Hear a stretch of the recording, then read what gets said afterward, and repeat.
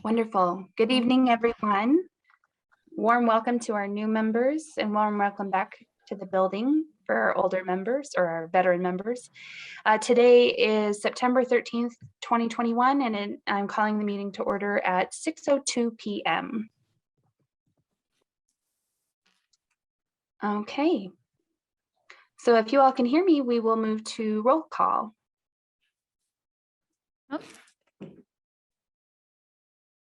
Okay, I'm going to read the names off of my phone because that's where I have the list of names.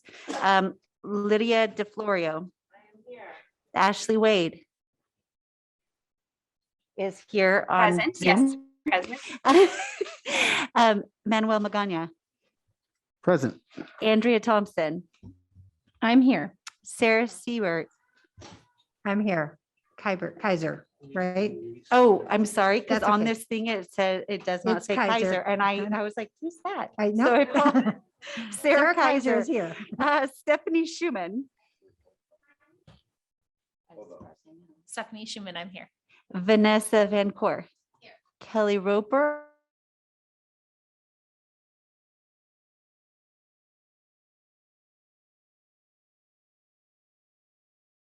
So with all members attending, we have meet quorum.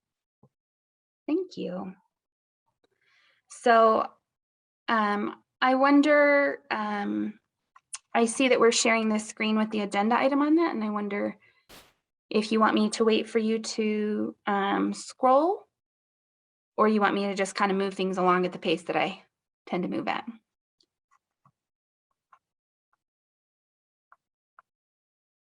Sorry, Ashley had a little just housekeeping issue to do right there. I will bring us down. Okay. Can you see it? Yep, I can see it. Thank you so much. Glad to hear that family's there. That's wonderful. All right, so moving on to item 2.01, approval of the minutes from March 8th. That was a long while ago, 2021. And this is an item for possible action. So is there any notes or discussion from members on those minutes? And if normally we've like waved or made eye contact or anything, but if you can just go ahead and speak, team, when you have something to say. Given the pause, I would assume that we have no notes, and so we would need a motion and a second to approve these minutes. I, Kelly Roper, move that we approve the minutes from March 8th, 2021. Thank you, Kelly. And a second? I, Sarah Kaiser, second that motion. Thank you. Okay, all in favor say aye. Aye. Can you Aye. ask for Aye. public comment? Oh, sorry. Sorry, boy, look at me. Is there public comment, Luis?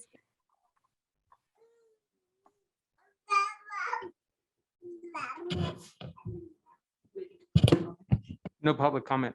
Thank you. Sorry about that, Neil. And so let's go ahead and just vote again. All in favor of approving the minutes from March 8th, say aye. Aye. Aye. Aye. Any opposed, say nay. Okay, and so that motion to approve those minutes passes unanimously on a motion by Kelly and second by Sarah Kaiser. Thank you. All righty. So moving on to item 2.02, discussion and possible action to select a committee chair from our current membership. And that's for possible action. And since we have new members, Neil, would you mind just kind of reminding us how that process works? No, I do not mind. So what'll happen is one of you will nominate somebody. So the chair should open nominations and say, we'll now accept nominations for the committee chair position. You guys, one of you should nominate someone. There might be more than one nomination. The person who's nominated should say, I accept the nomination. If they don't accept the nomination, then you should not, then they won't be considered. Once the nominations close, somebody will make a motion, and the first motion kind of wins. So, you know, if two people are nominated and person one, once nominations are closed, if the motion is I move that we approve person one and that person gets a vote of 5 members, which is enough to take action. Or in this case, we only have 8 of you here. 1, 2, 3, 4. Is there 2 online? Yeah. Oh, okay. So then if 5 of you vote, that's the person who's the chair. So you don't vote on both nominations. It would just be whoever gets the majority vote on the first motion to select that person. Does that make sense? And it would be the same thing for item 2.03, assistant chair. Thank you for that explanation. Are there any questions before we move on or before we open nominations? Okay, so I will open nominations there on item 2.02, nominations for possible chair candidates.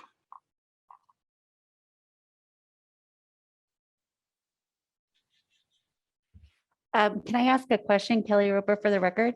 Andrea, not Andrea, I'm so sorry, Andrea, Ashley, having been chair for last year for sure, and I believe the year before, are you interested in continuing on as chair? I am. I've been on the, I can't even remember if it's been 6 years now. And I am absolutely interested in helping bring that the conversation that we've been having as a district forward. So I think Andrea's done an excellent job. So I personally, Ashley, oh my God, I'm so We're sorry. both great ladies. It's easy to get us confused. Okay, so Ashley, I think, has done a wonderful job, and I would like to put her forth. Or do I nominate Ashley Wade? Thank And you, then Kelly, for Ashley, that. if you don't, and Ashley, if you don't see any other nominations, then you can close it and then they'll take a motion on you. Okay, I do accept, and just one last chance for anyone who's really itching to run the ship. Okay, I will close nominations then, and so then we would need a motion and a vote. Is that correct? Yep. Thank you. I'm Andy McGowan, for the record, motion that we keep Ashley Wade as the chair for the share committee. I, Kelly Roper, second that motion. Thank you, Kelly, and thank you, Manny. Okay, all in favor, say aye. Aye. And any opposed? Okay, so that motion to maintain me as chair passes unanimously on motion by Manny and seconded by Kelly. And thank you all, that is a big honor. And so now, oh, and is there public comment on that item? I'm gonna get my timing better again, I promise. No public comment. Thank you. So looking at item 2.03, discussion and possible action to select a committee assistant chair. And I would like to, yeah, go ahead. Oh, Andrea Thompson for the record. I also wanted to open the conversation if Kelly would accept the nomination to be I think that you've done a great job in the past, and I think that's it fits you well if you would, I just wanted to know if you'd be interested. I would accept the nomination, but I certainly would not be offended if anyone else wanted to nominate anyone else, because you guys were amazing last year as well. Any other? I, Sarah Kaiser, move. Oh, do we have to ask anything else? I am looking for. I, Sarah Kaiser, move that we nominate Kelly Roper for assistant chair. Did I do that right? Thank you, Sarah. Is there a second to that? Well, is there a second to that? And then I think we need to take public comment. I'm Andy McGowan, second that motion. Thanks, Manny.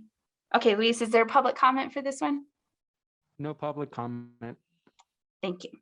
Okay, so all in favor of maintaining Kelly as our assistant chair, say aye. Aye. Aye. And any opposed, say nay.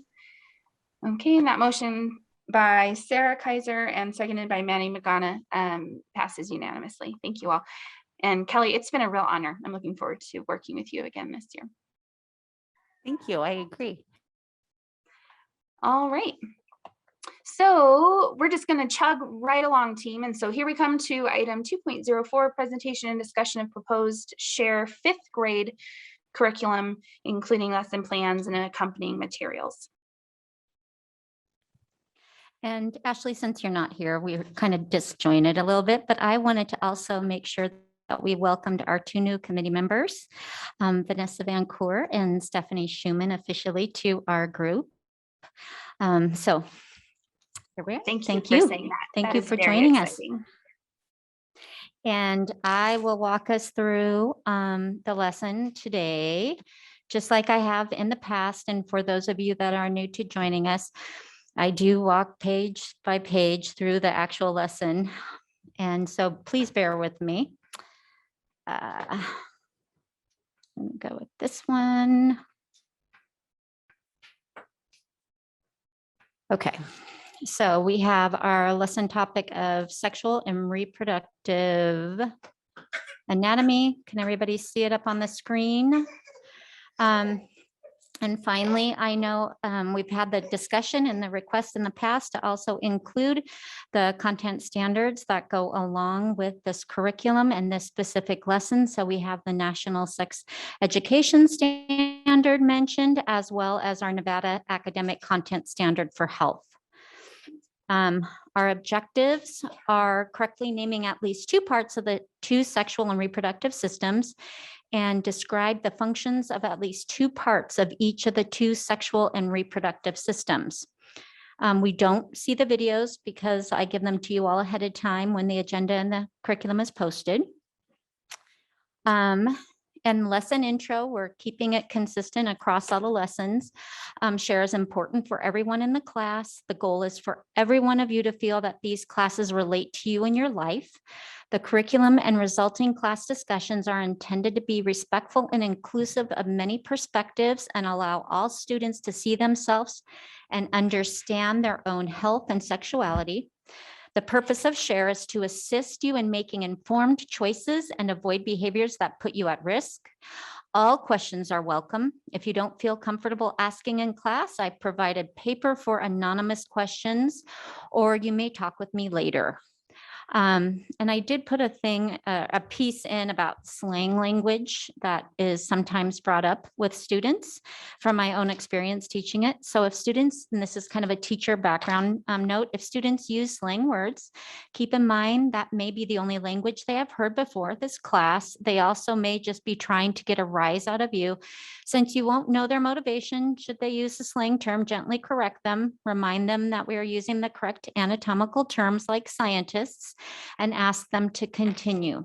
For example, if they were to say balls for testicles, there's likely to be some laughter. Simply say, and what is the word we learned for balls?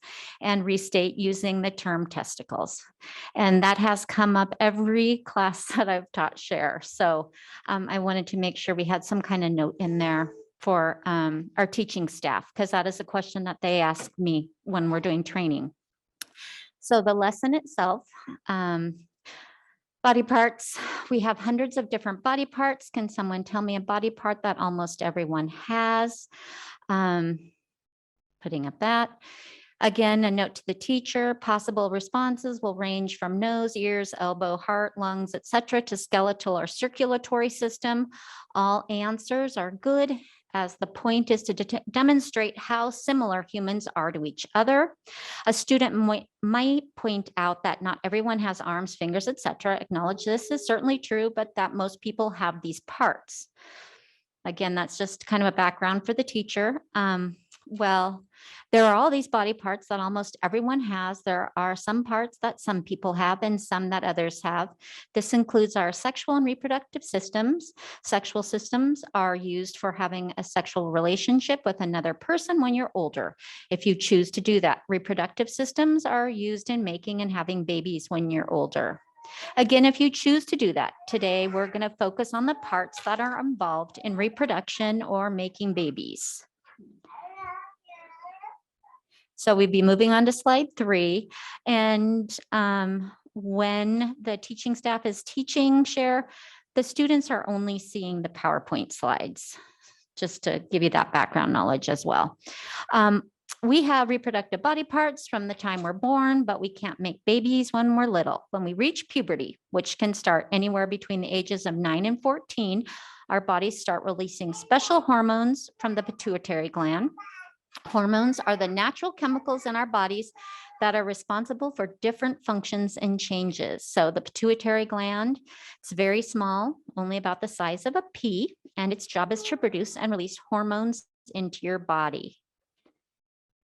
Moving on to slide 4, pointing out that one change that they may have noticed already is that their clothes from last year might not fit as well as this year, as they have continued to grow taller and their bodies change in other ways. So if your clothes from last year are too small, it's because your pituitary gland released special hormones that made you grow. And this is moving on to the first video. Video links in the PowerPoint for the students are embedded. And then reproductive first activity, reproductive system student worksheet. This activity can be completed whole class, small group, but best completed individually. We try and always give teacher autonomy to what best meets the needs of the student in the class and the group. Every grouping is always different from year to year. So distribute the diagram, which is at the bottom of the packet. Explain that there are 2 different kinds of reproductive systems, and you're going to go through the first one now. Ask students to write the name of each body part on their sheet as you explain what each is. And again, a note, you should click before revealing each term on slide 7. Each time you read a word that is bold and underlined, stop and remind students to write the word on their worksheets. So each label, you just click and it will show up. So they're not going to all come on at once. Note to the teacher, when the word penis is first said out loud, there's likely to be a big reaction, giggling, laughter, embarrassment. This is perfectly okay. Allow the students a few minutes to laugh and get it out of their system, and then say, why do we laugh when we hear the word penis? And be prepared to have a brief discussion about it. It's important to acknowledge that discomfort and normalize use of the proper terms. Tell students it's perfectly okay to feel embarrassed or uncomfortable, since we hardly hear the word penis or some of the other words we'll discuss, but that it's important to learn them. And again, when I'm teaching it, I'm always like, we're scientists and we're studying our body. Point to the opening in the penis and say, this is the opening to the urethra. Again, we'd have that diagram, that power slide diagram up. Does anyone know what comes out from here? Take a few responses.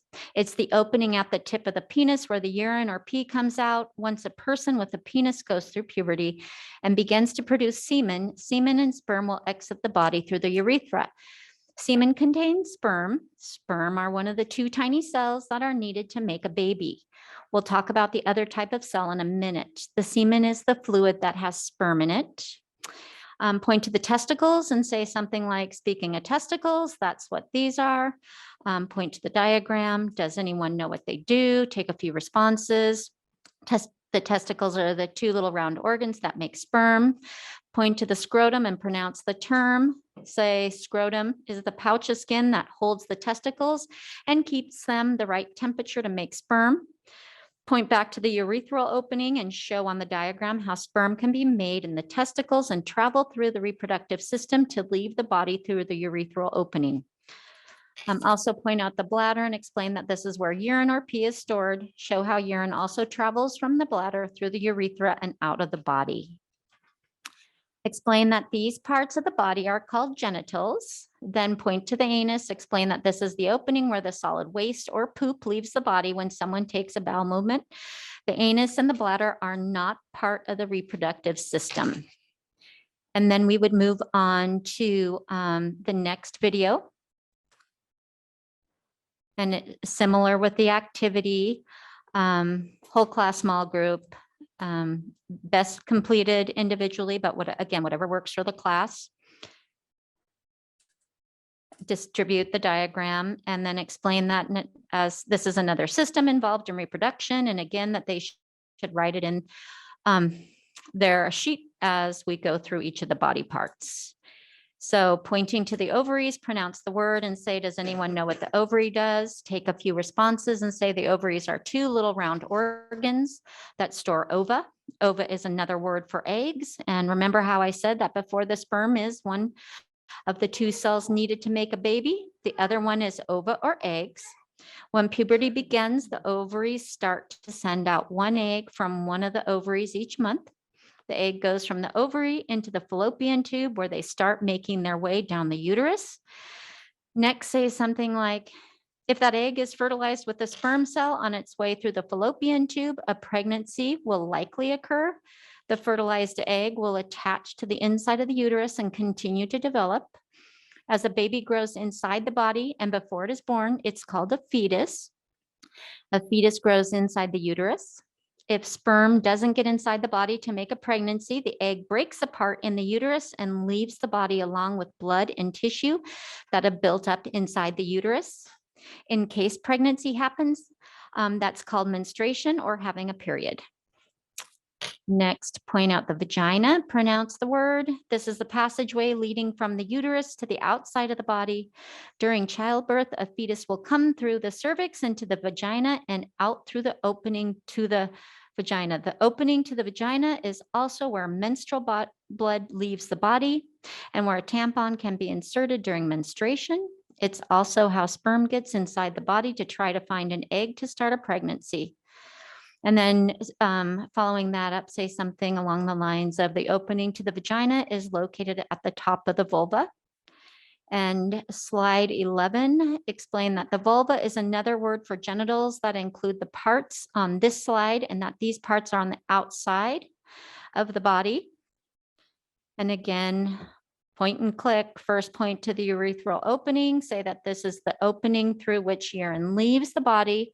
Explain that everyone has a urethra and therefore everyone has a urethral opening. Point to the vagina opening and say this is the opening through which a fetus or menstrual blood comes out. Point to the clitoris and say this is the clitoris located above the urethral opening. It doesn't have anything to do with reproduction, but it's sensitive when it's touched.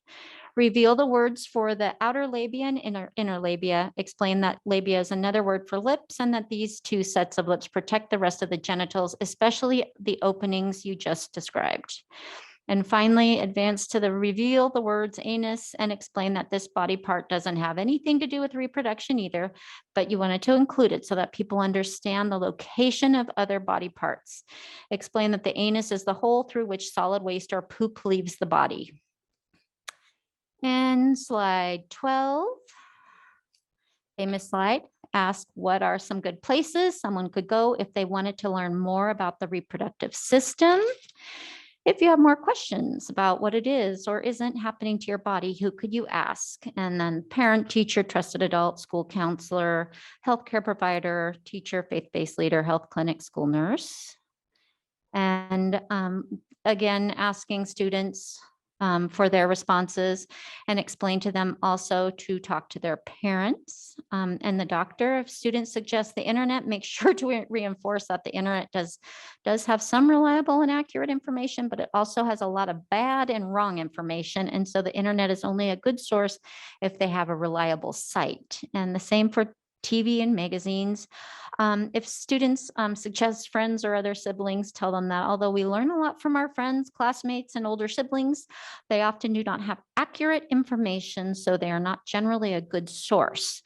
Tell students if they learn something about the reproductive system from someone their age or from an older child or teenager to check it out with an adult to find out if it's accurate. And a closing game, explain that you're going to play a game to see how much everyone remembers. Divide the class into 5 groups. Ask each group to select one person to serve as the group spokesperson for one question only. Say something like, I'm going to read a question and your groups will have 10 seconds to come up with the correct answer. Once you've come up with that answer, your spokesperson will come to the whiteboard and wait. When everyone's up there, I'll say go and you'll all write your answer. Each group that gets it right will get 1 point. After the groups have chosen their spokesperson and that person has a whiteboard marker, ask the first question. In what part of the body is sperm made? So after 10 seconds, call time, spokespeople to come in front of the room. Once lined up, say go, have them start writing. Tell them if they or their group didn't know, they should guess. Read the responses and give a point to each group that answer correctly. Testicle. Be patient around spelling, but feel free to offer the correct spelling if students are a bit off. Ask those students to rejoin their groups and say that the person to their left should be the next spokesperson. And ask the next question was, what grows inside of the ovaries? Same process. You're looking for ova or eggs. Continue with the following questions. What is a baby called before it's born? In what part of the body does a fetus grow? The uterus. Where does an egg go once it's released from an ovary? The fallopian tube. Where do the testicles live? The scrotum. And what has to happen before someone can make sperm or eggs? Puberty.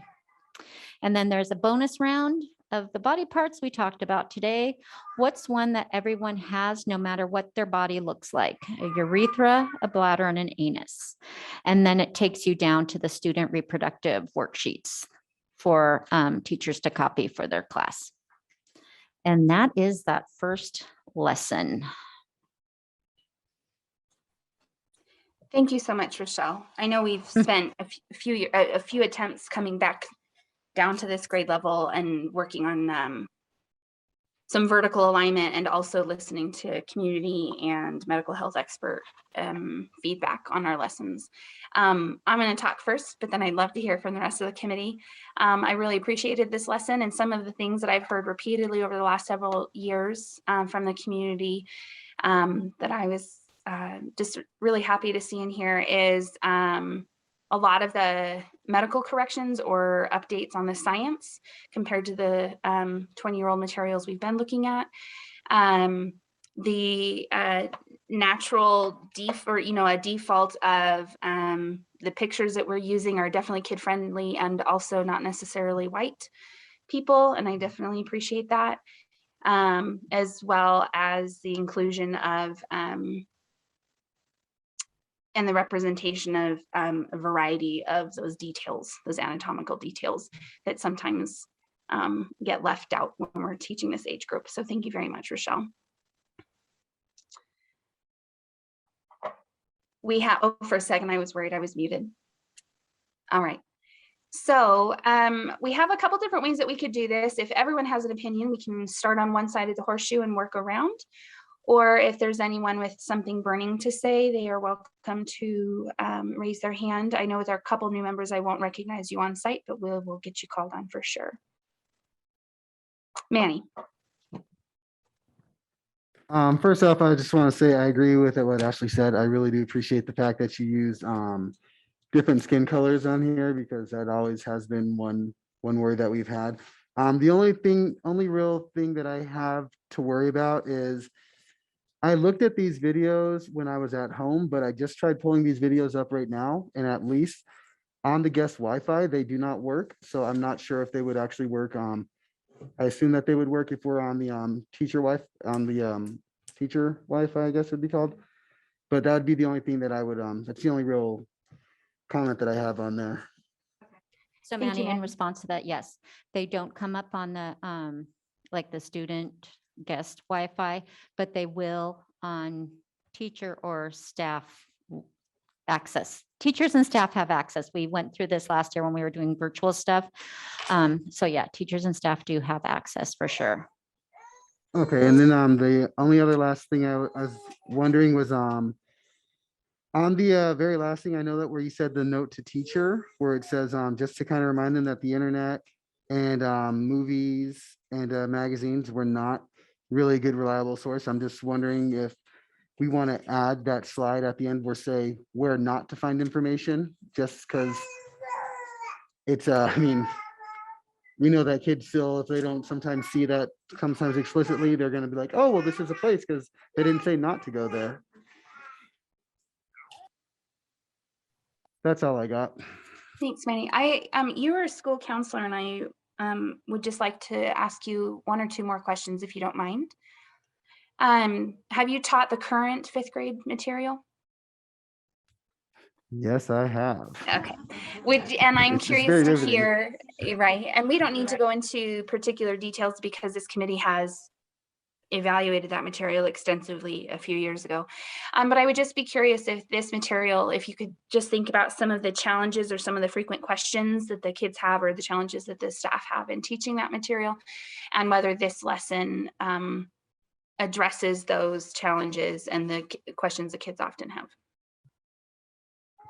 I would say that this is a very comprehensive lesson, and it actually kind of addresses a lot of the things that some of my students would ask me, or ask questions about, even whether openly or anonymously. And overall, I'd say that this actually also potentially eliminates some of the questions that I would normally get from some of my students. So yeah, I agree that it's a much better lesson than what we have currently available.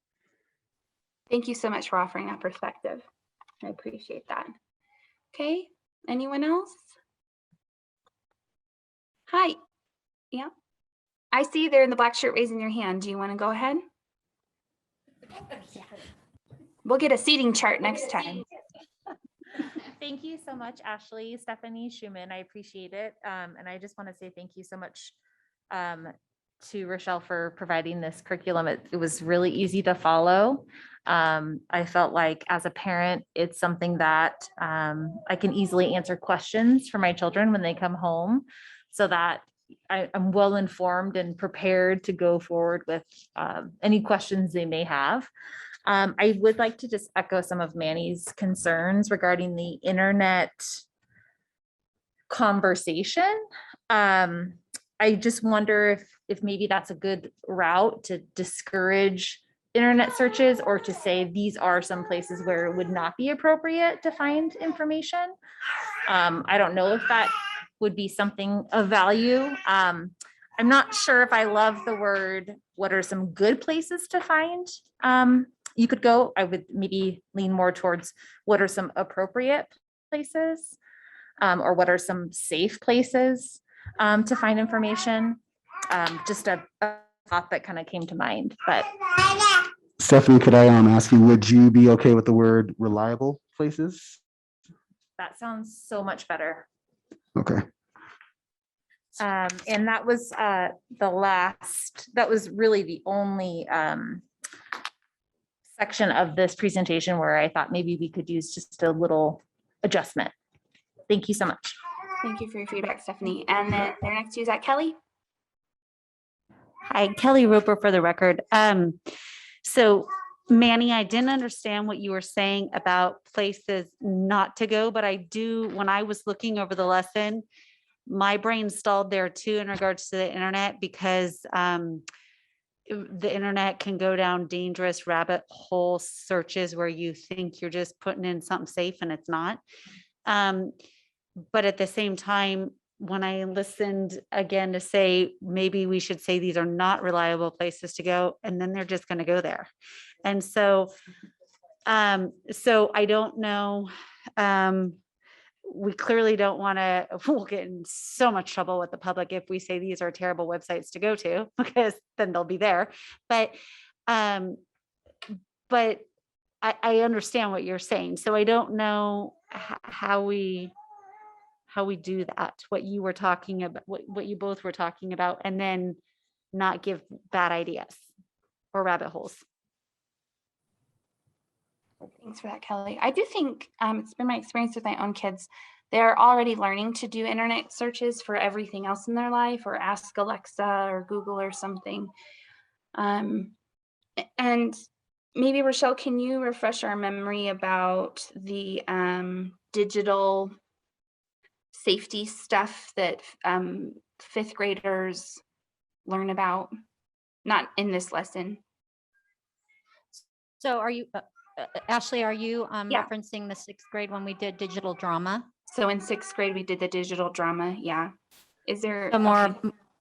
I was gonna say that was more focused on relationships and that kind of safety issue, not Mhm. necessarily sites, Yeah. as far as reliable sites Yeah. to go to. We, if I recall, it seems eons ago that we did have select sites when we were talking about high school years ago when we were updating high school, but I don't recall, and I've been looking at all of our lessons lately to refresh my, as I'm building this stuff.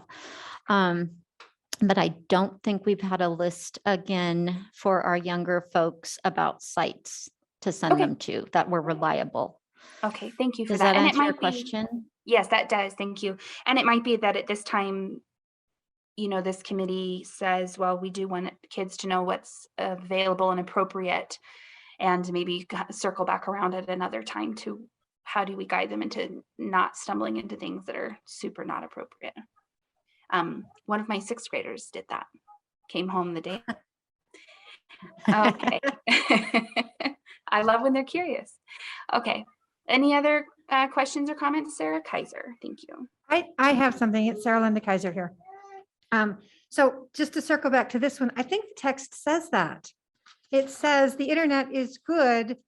I am fogging up as I read. If they make sure to reinforce the internet does have reliable and accurate sources, but it also has a lot of bad and wrong information. So the internet is only a good source if they find a reliable site. So I don't know if we want to change good to reliable there. I'm not quite sure what the change is here, but I think the text kind of does that. I wonder though, if adding one more sentence in there, it's a good idea to find internet sites with another adult, with one of these trusted adults. Would that speak to it at all? I don't know. Yes, ma'am. Vanessa Vancourt here for the record. I think if I heard Manny's point earlier, it was to have a slide, because I believe this note is intended for the teacher, so it's not visible to the students. I like the idea of have something visible explicitly to the students where they are seeing what's being reinforced orally. And then I know some slides I've seen have had a citation on the bottom with the source of where the information came from. And I wonder if that's a way to address where the information originated, assuming it would be a reliable source. So in lieu of pointing out, don't go here, these are bad, how might we offer reliable information, especially if they're not receiving digital training until 6th grade? But I like the idea of a visual cue for kids who may not be listening, but may see it. Thank you for that, Vanessa. Yes, Kelly. Kelly Roper for the record. I'm just thinking about this lesson is very basic. I did love it. But I'm thinking about all of the lessons where there was resources to go to. I don't really feel like we've sent kids to that many websites. Like I feel like definitely in high school, I think it's, first of all, I don't even know what kind of website we would say is good for a 5th grader, but I think that's dangerous for the 5th grade because I don't feel like we did it last year in 6th and 7th. And so why would we do it in high school, not 8th, 7th, and 6th, and then in 5th? I kind of feel like, how do we find something good? This is just basic. So why don't we just stick with the internet is dangerous, just, put it down that way. But like, it's dangerous. It can be very unreliable. Like the note says, I don't think we should put websites that are safe for them to look at this age, personally. Thanks for that, Kelly. I do tend to. Yes, Manny. Just kind of to elaborate on what I was saying, I agree with you, Kelly, and I'm saying this also from just personally, some personal experiences with some of my own students, randomly saying that they're innocently looking up stuff when I know that they're not. This is why I think it would be important that we say that this is like the internet, your older brother or sister are not reliable sources of information. And just to make that kind of explicit for them so that way they know, like, well, my brother said this. I can't tell you how many times I had that while I was teaching share and going, yeah, your brother doesn't know what he's talking about. And I'm sorry to be mean, but he doesn't. This is what it actually is. So just to kind of really allow them to see that, because I know sometimes with kids, if they don't see it, then they don't think about it. And I'd rather make sure that they understand and know that the internet is not a place that they should go to try to find information, especially since they are not equipped with the skills to disseminate what is accurate what is proper, what is okay, and what is not. I'd rather not even have them think that that is a place, and just make sure that they know very point blank, like, don't go to the internet for it. Thank you for that. Yes, Okay, Kelly Rover for the record. Oh, I'm so sorry. I have, so that is a beautiful slide. Greens, blues, yellows, oranges. Maybe we get rid of the orange because that's on its way to red. What if we had another slide that says, these are not reliable sources? So instead of it being in a note to the teacher, what if you had, when you make it in red, caution, stop, these are not reliable sources of information in front of their eyes. And it's, That's exactly what I was thinking. yeah, it's perfect. Older brother and sister internet. You like that? Okay. Rabbi, do you have anything to offer here? I have I would one more add thing. It's friends not to about the sorry. unreliable list. Okay, thank you. Sarah Linda Kaiser, Yeah, this is, we can move past that point. I have one other very small point. please This do. is Yes. So minor, Sarah Kaiser for the record here. So minor, but I'm looking at this from a kind of a visual accessibility aspect. And I cannot read the text on some of these. It's beautiful, but I can't read the text. Okay. So I need a little more contrast there, I think. And I also had some contrast issues on slides 3 and 4.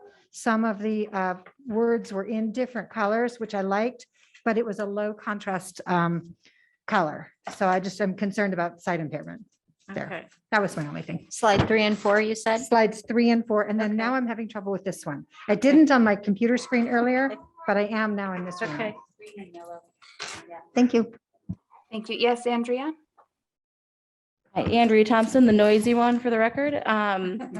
I just want to say, just as the healthcare representative, that this is a very great medically accurate, well-needed representation of what we should be teaching at this age group. And I just want to also make the clear notation that this will be taught as an entire class, not separating anybody by gender, correct? Correct. Great, thank you. Okay, thank you for that. I appreciate that. And is that Stephanie? Thank you, Ashley. Stephanie Schumann for the record. I just had one last question. Rochelle, can you guide us along as to how long this curriculum would take in the classroom? So generally the lessons when I'm building them, 45 minutes is a nice standard. Again, sometimes it goes quicker. If it's crickets in the room, right, there's little conversation. Other times I've had students that are like, can we come back in at lunch and continue having a conversation? But for a safe timeline, around 45 minutes. Thank you so much. Mhm. Excellent question. Thank you. Yes, ma'am. I see you waiting down. Lydia DeFleur for the record. I just had one really super minor thing to add on slide 3 when it's in the teacher note that says puberty starts between ages 9 and 4. Just switching that to usually starts. Okay. Please, because it's not going to be for everybody. There was another one, I can't find it. I thought it was in the same packet, but there was another one about the size of the penis with blood. Yes. And it said, I don't know if it was in the film, it was in something in this thing, and it was I'm like, is the child who doesn't have a penis between 2.5 and 6 inches gonna freak out, or like, I don't know. So I Lydia, don't, just not using that definitive kind of absolute language where, we can say usually this happens. it was the video. So I'm like, So, yeah. But can I follow up on your question, comment, Lydia? I also realized after I had written this lesson and it was posted and everything that we did not address at all our intersex students. And I know we have in the past in our curriculum when we're talking about reproductive health. And I think that it was an afterthought. I wanted to put that on the table, that I'm owning that I omitted it, not purposely. Thank you for clarifying that, Rochelle. Lydia, do you have a definition or an explanation of intersex for us? A concise like an one? official. Or just a description, perhaps? Well, we could be talking about people with ambiguous genitalia or both genital, right? There's a lot of different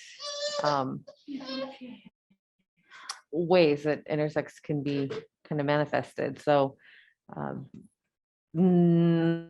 have some- I would need more than a minute to just come up with like Sure. a I'm sorry to put you catch-all on the spot. definition We, for it. yeah, we Um, did talk about it 2 years ago, if you can believe it. But I think I think with fifth graders, a healthy message for them is that there's variation and that not everyone's the same. I don't know if we talk about, that there's two reproductive systems and two set, but I like the way that you say in here, like, this is a body with a penis, right? This is Mhm. a body with a vagina, or however it's worded in there. I like how it's up because it's not saying these are the only two bodies that exist, Mhm. right? But these are what 97% of the population is gonna have one of these two types of bodies. But I think just being careful with the words so that it's not making it sound like these are the only two types of bodies and everybody's gonna go through puberty between these ages or So something along the lines of two in my scribbled notes of, as you mentioned, Lydia, that not everybody's the same, right? And those body parts, just like your eyes and your nose and your ears, are unlike anybody else's. And I think that's really important that we add that in. I mean, along with what you were saying. I like that. Might be a smooth roll in for including intersex if we're going to put that term, if you all decide that. Wonderful. Thank you. Thanks for letting me put you on the spot there, Lydia. Sarah Linda Kaiser. Rochelle, I really like that a lot, whether it goes in the teacher notes or whether I'm not sure. Do you have a good place that you think that could go in the lesson? I have my Post-its all over my list Okay. right now.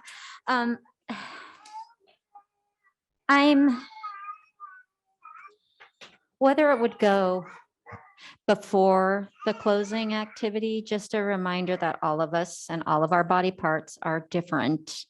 These body parts follow that same rule, perhaps. I don't know. This is where I will seek the expertise of this committee as what you feel.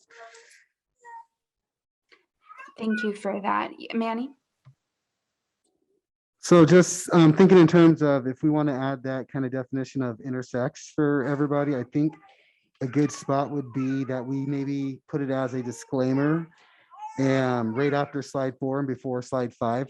So that way, when we go into talking about the anatomy of the male assigned at birth and the female assigned at birth, we can just kind of add that disclaimer that what we're talking about is what you were assigned at birth, but this is not a definition of who or what everybody is.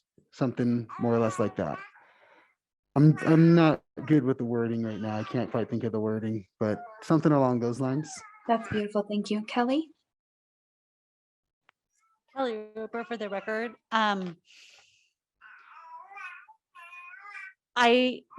If we're going to have female assigned at birth and male assigned at birth, and there's videos and there's diagrams, I would just want to make sure that if you're adding these intersex definitions, it's not done as an afterthought with just words. I mean, I remember when I was first on the committee looking up a lot of things and reading articles, and there were, like diagrams, pictures, whatever, we're labeling everything. I mean, I get you can say to children, there's a mixture. Well, what does that mean? You know what I mean? And so I wouldn't want to do it halfway. Does that make sense? Neither do I think, since it's such a small population, there's necessarily these videos, and nor would that necessarily be necessary, but I think we'd do a disservice if it was only words, and maybe I'm wrong. So I don't know. I throw that out there to ask opinion. Thank you. Yes, Andrea. Andrea Thompson for the record, and I'm wondering if at a minimum, it could be a question that comes up, and so we should at least at a minimum have something in the teacher's notes so that they don't feel like they aren't prepared to answer those questions. I think that would probably be something that will probably come up on the cuff potentially, and I think as a teacher, you may want to be, have some kind of definitions and something to kind of steer the conversation at a minimum, is what I would think. Thank you, Andrea. Lydia, Go ahead, Lydia. I would guess that, I mean, and this is just speculation, but I would think that the fifth graders in 2021 and in the, the near future, I would think that the fifth graders would have more kind of experience and knowledge and questions about like how transgender fits into this somehow than they would knowledge about actual intersex. Like I don't, and not that I'm, with fifth graders all day, every day or anything, but it just doesn't seem like a lot of fifth graders would spontaneously be questioning. I don't know. Yeah, thank On you the for one that. hand, I want to be inclusive and accurate, but on the other hand, I don't know how deep they're gonna go with that, because I don't know that for a lot of them, it's not gonna Yeah. be something that's close on the radar at this point. And even for children who are intersex, a lot of fifth graders, a lot of children who are intersex don't even know it until puberty or later. So I don't know that they would know either at this point. So Thank perhaps you. going back, oh, sorry, Ashley. So No, perhaps go for going it. back to making mention again that all of our body parts are different and they're going to look different, that kind of normalizing it in that sense without making it a thing. Yeah, I Or think it would be adding a really beautiful. Most bodies with penises will have all of these parts. Uh-huh. Most bodies with vaginas have all of these parts. That would be accurate. Kelly I Roper love for the that. record. Oh, Go ahead. Sorry, Yeah, Ashley. that's what I wanted to say. Love it. And I didn't want to kill the idea. My point was to say, I don't want to bring it up and do it a disservice. That was my point. And if I was misunderstood in any way, I would like you all to know, I feel like if it gets brought up, it should be not an afterthought. It's not being brought up as an afterthought was my point. And so, I don't know if in there, when you were talking, Lydia, I was thinking about, most bodies that have a penis, this, most bodies that have a penis, this. Some people, as they start going through puberty, might realize that though they have this genitalia, their body is not doing the same things as what you're hearing in these videos. I don't know. I don't know how to finish that thought. So maybe you guys can, but like the idea that we're saying most bodies with this genitalia go through this. If you find through puberty that that is not you, and somebody else needs to finish my sentence. Talk to an adult. That is beautiful. Right. Yes. Talk to an adult. Stephanie. Did I see your hand? Thank you.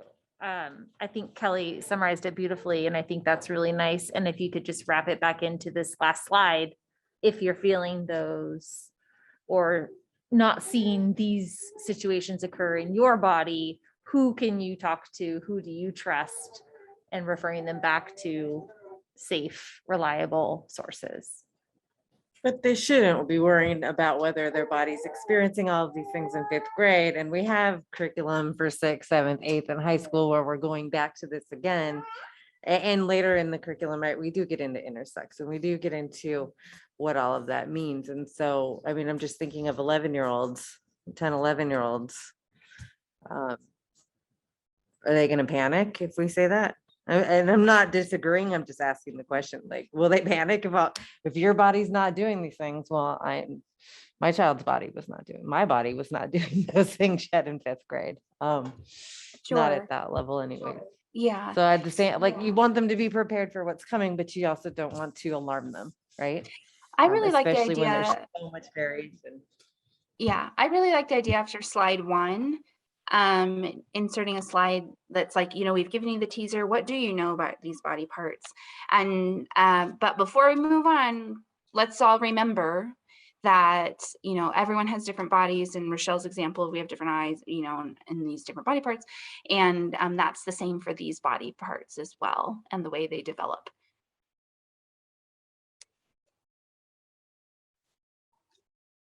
Yeah, I'm seeing some head nodding, Manny.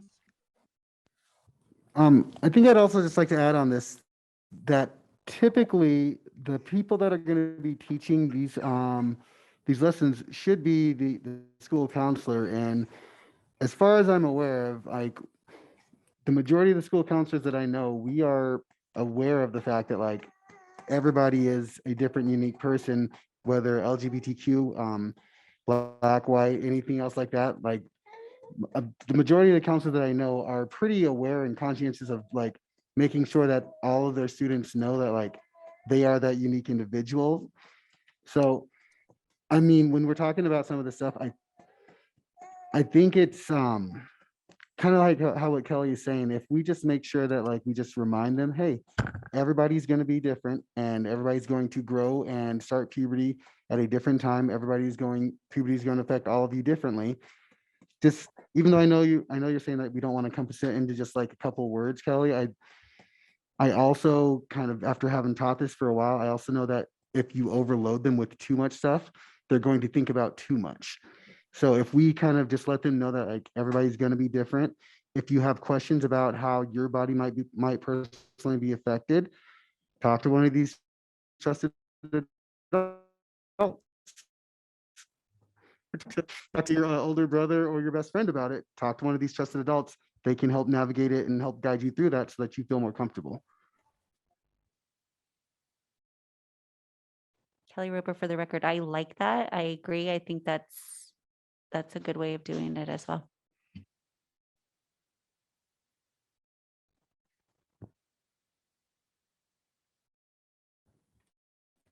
Sarah Kaiser, for the record. Rochelle, did you get from us what you needed? You sort of asked us about that. Did you get what you needed from us on that? Sarah, thank you. Yes, it was good discussion. Thank you. Okay, thank you. Louise, do we have any public comment on this item? No public comment. Okay, thank you. We've had really robust discussion, and if there's not anything urgent, I am certainly prepared to entertain a motion.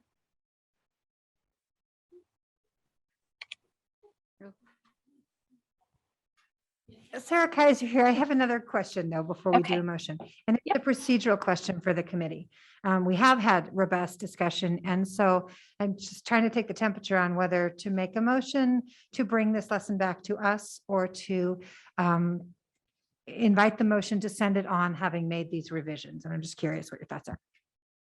Andrea Thompson, for the record. I think, in the past, we have had far more revisions and still made a motion. So I think if anyone's feeling to my right, potentially, like they've taken good notes, this could be something where we can sometimes do a motion and then, have some revisions as a contingency for this, so that we can continue to move forward, because the feedback has also been that it sounds like the current curriculum is quite out of date, right? So I think it would be better potentially if we could maybe make a motion. August agrees. Kelly Roper, for the record. Some of the times when we've made our motion and it's come back to us, we are only allowed to talk about what Rochelle added.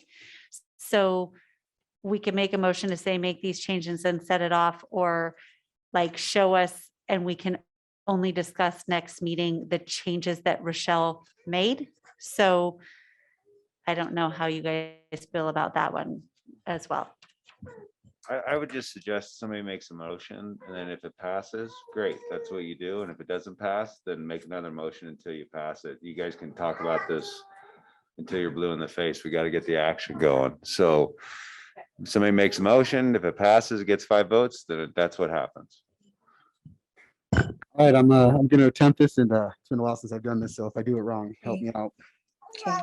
I, Manny Magana, motion that we approve this curriculum to send to the Board of Trustees with the added slide 13 that explicitly states that places that are not reliable are the internet, older siblings and friends, and a slide right before slide 11 that basically says if your body does not fit any of these categories, please refer to the following slide as to who you can go to in terms of talking about something to feel, gosh, that's the wrong words, in terms of feeling better about who you are as a person.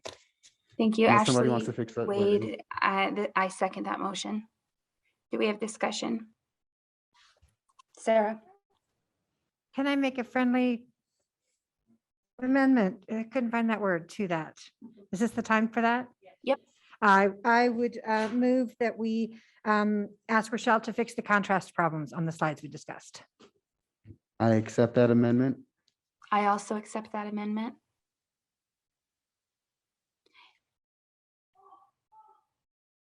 Okay, absent further discussion. All in favor say aye. Aye. Aye. Aye. Any opposed say no or nay. So on motion by Manny, seconded by me with a friendly amendment for contrast correction from Sarah, the motion passes unanimously. Wonderful.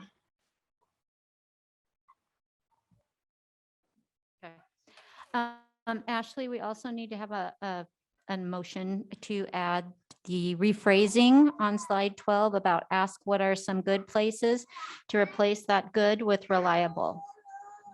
I motion that on slide 12, we rephrase this to ask what are good places instead to say what are reliable places. Thank you. I second that. You have that twisted, Manny. Wait, I have it messed up. Okay, all right, let me rephrase that motion. I motion that first on slide 3, we add the word usually, usually on there, and then on slide 12, we add that we say who are reliable, what are reliable sources or people you can talk to. Thank you. I second that. Good. Okay. Any discussion on that? Any public comment at this point, Louise?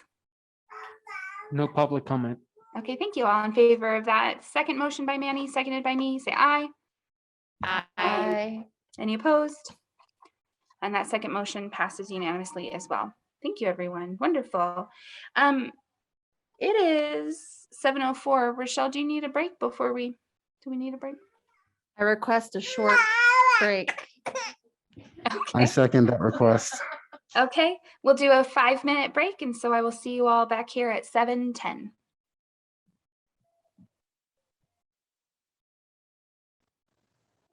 I think we're all here, Ashley. All righty. Wonderful. So I think we have one more lesson to go. Let me pull up my agenda.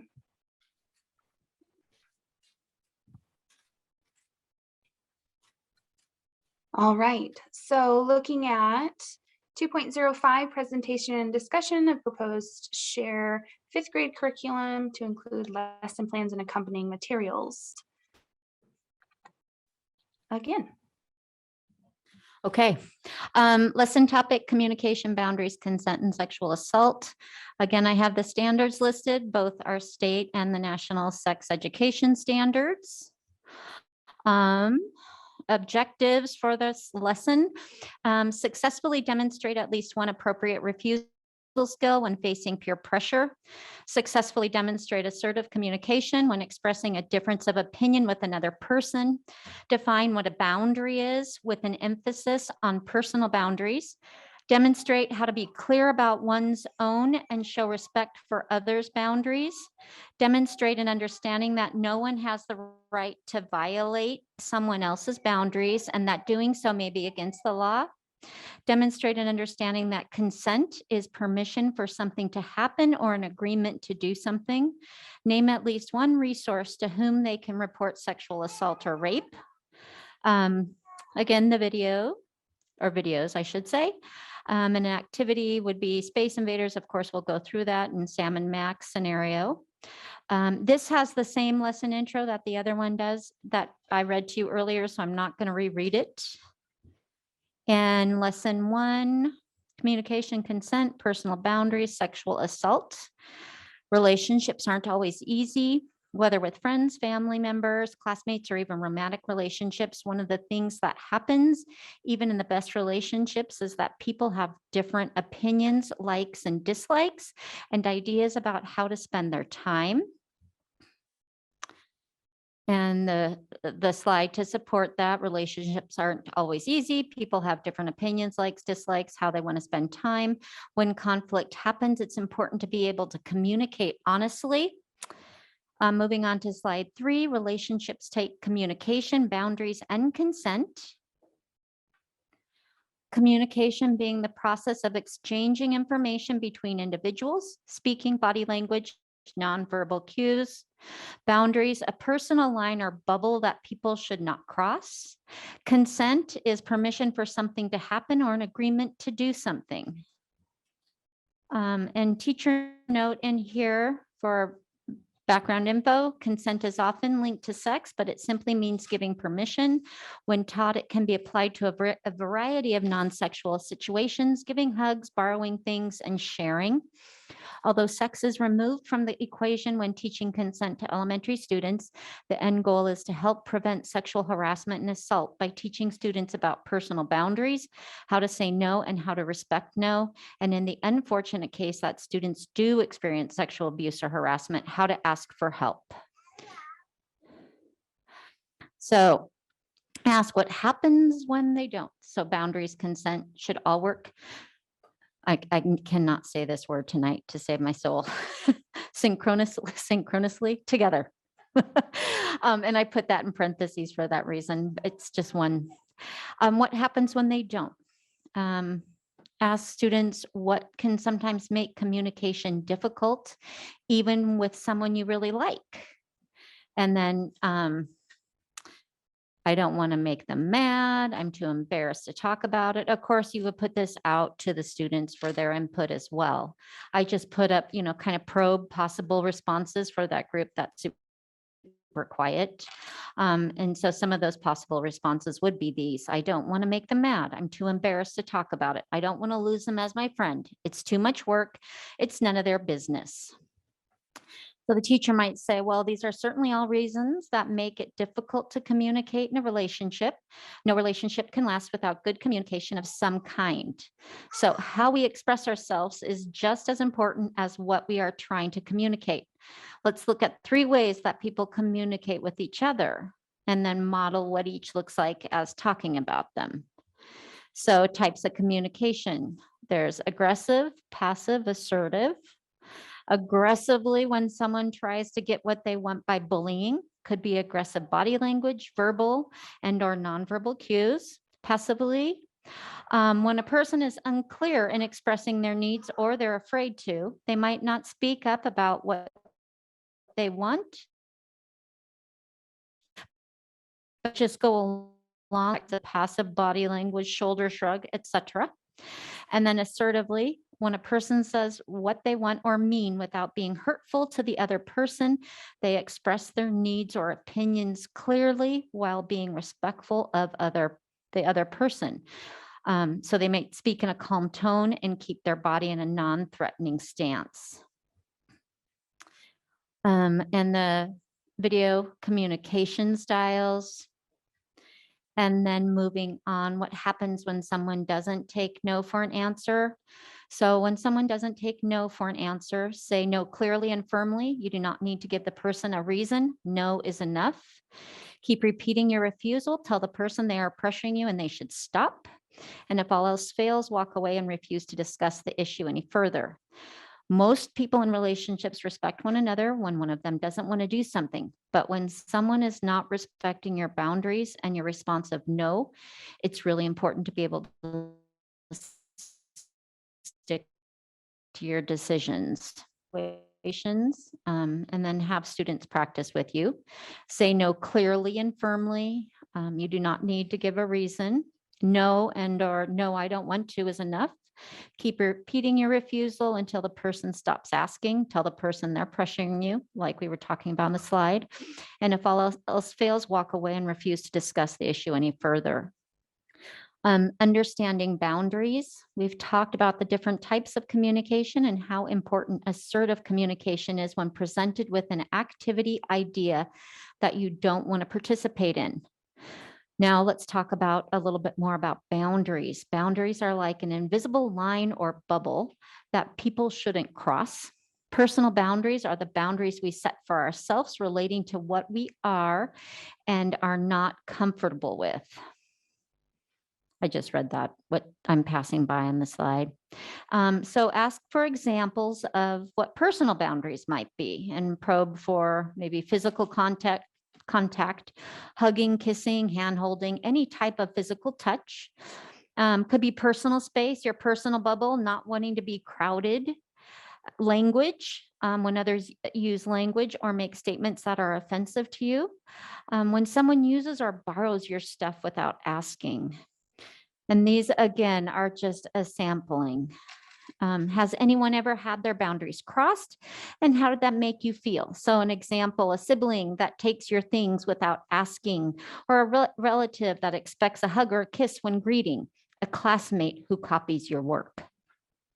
Can you recall a time that you may have crossed someone else's boundaries and asking for, how did you know? What did you do? And then moving into consent. Discussion is focused on communication skills and personal boundaries, and we can't leave out consent. They all go together. How do you know what another person's boundaries are? Probing for asking the other person, asking for permission. Asking for permission is seeking consent. So consent is permission for something to happen or an agreement to do something. An enthusiastic yes requires respect and communication, and consent includes knowing and respecting a person's own boundaries as well as the boundaries of others. And then an activity is personal space invaders to reinforce, and it's to reinforce the idea of clear communication, boundaries, and consent. The activity is movement-based, where students are split up into pairs. Students will step by step move towards each other, exploring their own personal boundaries, asking for and receiving consent, and listening to their partner. The directions: dividing class in half, students form two parallel lines. They make eye contact with the person directly across from them, that would be their partner, and listen for further instructions. So split your group into two parallel lines facing each other. Person directly across is the partner for the activity. Explain that the goal of this activity is for each pair to get as close as possible to their partner. Once the pairs are set up, tell one side of the room to move towards their partner once they get their partner's consent.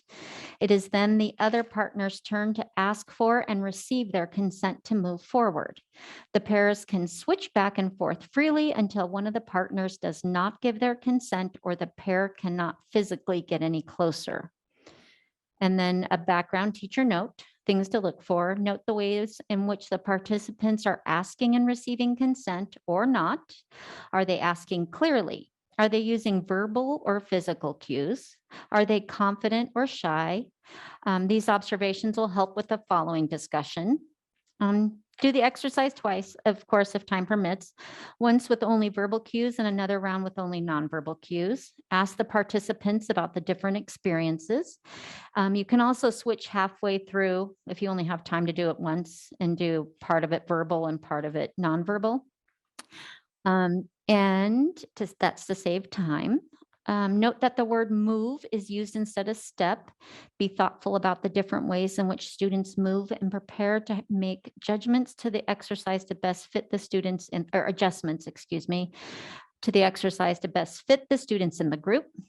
And at the end of this activity, lead the participants in a discussion about their experience by using these or similar questions. How did you feel while doing the activity? How did you know when your partner was giving you their consent? Did they vocally say yes, or did you rely on other cues? What other cues did you use to perceive consent? Were you ever unclear if your partner was giving you consent or not? What kind of cues felt unclear? And what did you do when you were not sure? How did your partner move towards you quickly, or did they take their time and move in smaller increments? How'd you move towards your partner? Did you make assumptions, or did you and your partner talk about the size of your movements towards each other? Summarizing points to that, standing up for what you believe in or what you want without being mean or hurting your friend's feelings is not easy to do, but it's a very important skill to have. Being in a relationship does not mean that a person has to give up who they are and their own needs. And compromise is a part of every relationship. This means that you give in sometimes and the other person gives in at other times. But if one person is giving more often than the other, it's an unequal, unhealthy relationship. And then compromise does not mean you have to give up your personal boundaries. Ask, listen, respect. In a healthy relationship, both people should be able to express themselves openly and be able to listen to, appreciate, and respect the other person's needs. As students get older and begin to date, the issues of consent and boundaries may begin dealing with sexuality, which can make them more sensitive to discuss. So moving on to the activity, Sam and Max. Consent and boundaries within a relationship. So read the following. Sam and Max spend a lot of time together now that they're a couple. They often hug and hold hands with each other. When they find some private time alone, Sam tries to kiss Max. Max pulls away and says no. Sam doesn't think Max is serious because Max looks like they are smiling. So Sam continues to try and kiss Max. Max says, Sam, stop, pushes away and says, I'm going home, and leaves. So with a shoulder partner, answer the following. How do you think Sam handled this? What should Sam have done differently? How do you think Max handled this? And what could or should have Max done differently? And with a shoulder partner, that's how they'll respond to those questions. And then asking students for their input if they're going to share. Moving on to sexual assault and rape, we've talked about communication, consent, and boundaries in regards to your friends and friendships. And the activities we've done, we're focused more on friends and friendships that were pretty low-key behaviors, but there are times that things could get far more serious. And then ask who has heard the term sexual assault and or rape, probe for student responses, explain that the term sexual assault is used more regularly. I took the information, I have it posted and I included it on the slide, I believe. Oh, nope, need to. Sexual assault, the term sexual assault refers to sexual contact or behavior that occurs without explicit consent of the victim. Some forms of sexual assault include attempted rape, fondling, or unwanted sexual touching, forcing a victim to perform sexual acts such as oral sex or penetrating the perpetrator's body, penetration of the victim's body, also known as rape, forced sex. The term sexual assault refers to sexual contact or behavior. Again, just what I read on the slide. Sexual assault and rape are extremely serious. They can hurt someone physically and emotionally. They are crimes. So say something like, so when not sure what another person's boundaries are, or like Sam, push it a bit to see if the other person will change their mind, a crime may be committed. This is another reason why clear communication is so important. If unsure of how someone else is feeling or what they want to do sexually, just ask. If you don't like what's happening sexually with another person, say stop and then stop. And then the video to support that. The most important message, the person who doesn't respect boundaries, the person who pushes or assaults or rapes another person is always responsible for what happens. It's never the victim's fault. I just read what was on that slide. And if someone says, no, you need to stop what you're doing. If you don't like someone is doing, you need to say no really clearly. If someone does sexually assault or rape another person, it's never the fault of the victim. It doesn't matter what the person who was assaulted was wearing or whether they knew each other, were a couple, or had done something sexual together before. No means no every single time. Even if someone is silent, they have not given consent. Sexual consent is an enthusiastic yes. And then if you have more questions or concerns, who can you talk to? Our list, the parent or guardian, trusted adult, school counselor, school nurse, healthcare provider, health clinic, faith-based leader, teacher.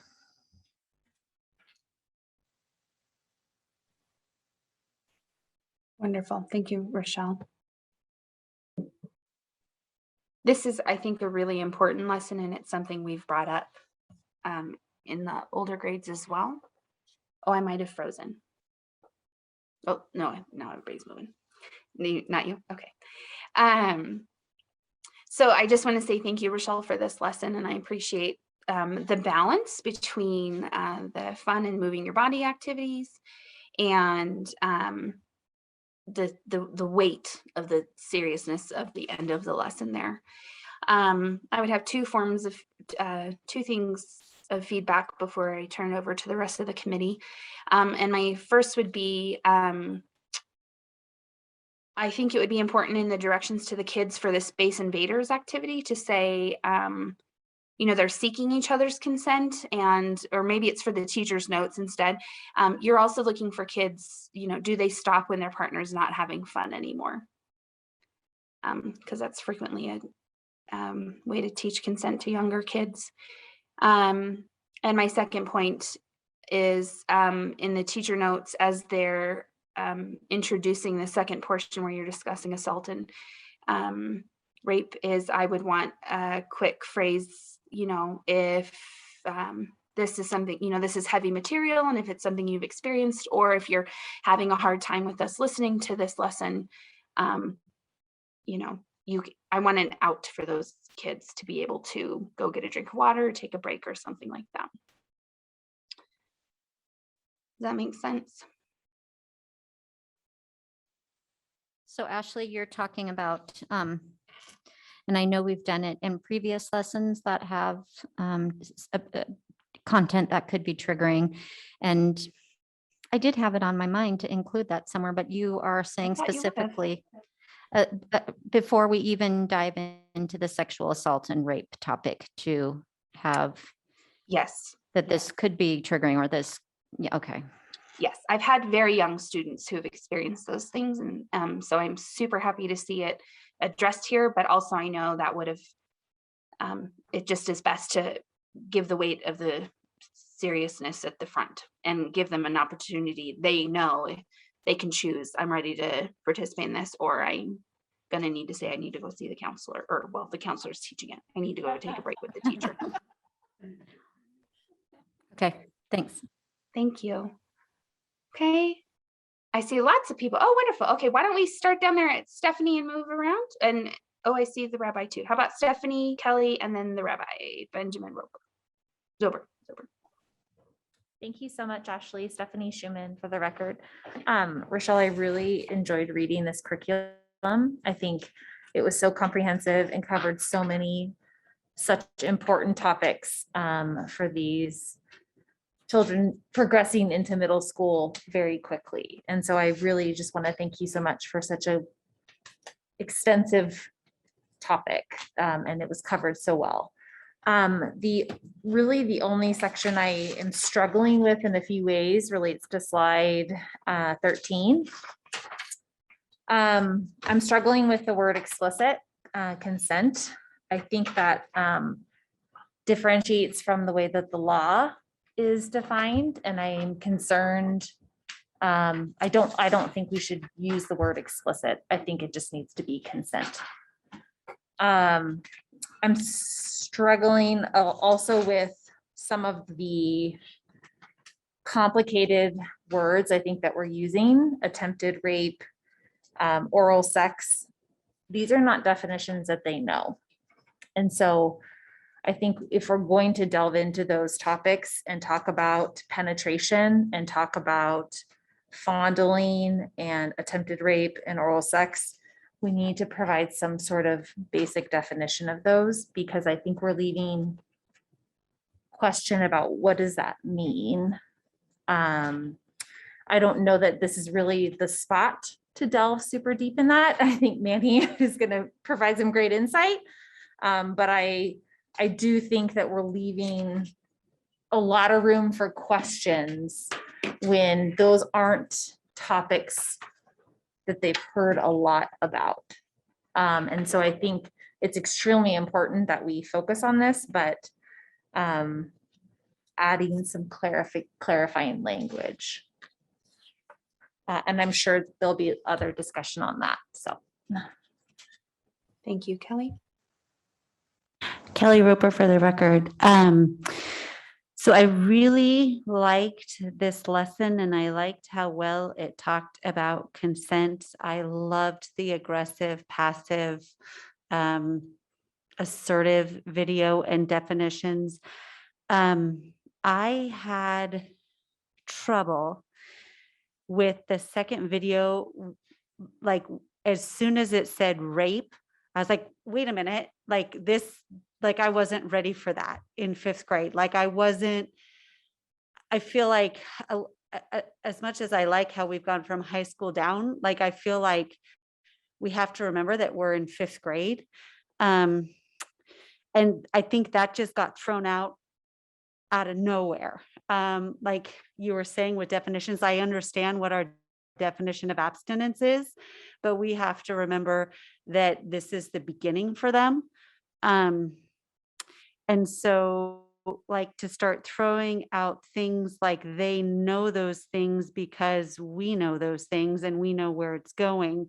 And I understand at, some schools and some people's homes, it might be happening, but I just keep remembering over and over what we hear from our school district messages about, COVID and snow days and whatever. It's really hard to make decisions for, 60,000 plus students. Not everyone's at the same place. And so I do understand that some schools might be here, some kids might be here in every school across the district. I just feel like I struggled really hard after slide 12 when it got so I almost want to say brutal so fast. Like it was this gentle, kind lesson about consent and communication and great behaviors with our friends. And the next thing we know, we're talking about rape. And so I just felt like I had a little bit of whiplash at the end of the lesson. Like I don't want to say I don't think it should be there at all, but I felt like it was really quick, really harsh. Thank you, Kelly, for saying that. I do think the slide that I was saying a moment ago would help ease everyone into it. And I think we'll hear from some of our other members in a moment about their experiences with this content with children. But I would just say that my oldest son came home, his first day of 4th grade came home with a rape joke that used the word explicitly, not a word we had been using in this house. And I would also say I've had incoming kindergartners who have experienced this. So unfortunately, I guess what I want to say is it is supercharged and it does upset us.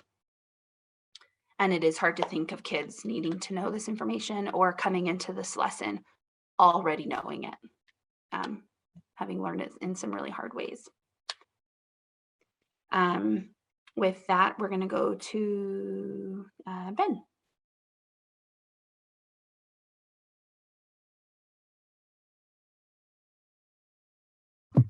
Thank you, Rabbi Benjamin Zober, for the record.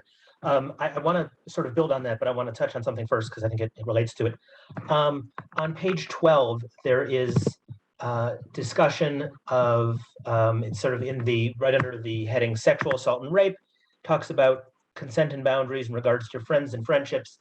I wonder if it wouldn't be helpful to also kind of make note that this is not just for your friends, because in family situations or other, all it's very, the lesson doesn't define relationships, which I thought was really, really wonderful, because these sorts of things can happen in any sort of close relationship. But unfortunately, that also includes things like families. And I think to the last two sort of comments and looking at some of the language, I don't know that we do the students a service by soft pedaling the language or using euphemisms. I would actually say the opposite, because a lot of the pressure, it's not someone coming in going, "I'm going to rape you now." It's much more coercive, right? Eating's not cheating. Oral sex isn't sex. A blowjob isn't sex.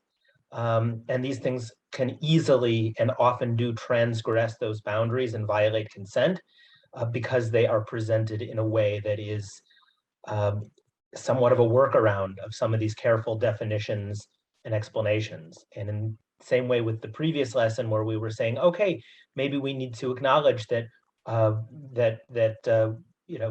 we're not always using the scientific or polite terms, that there are also slang terms or coarse and vulgar terms for sexual acts, and to understand what we're talking about when we are talking about the proper terms we use, and what people might be hearing outside of the classroom.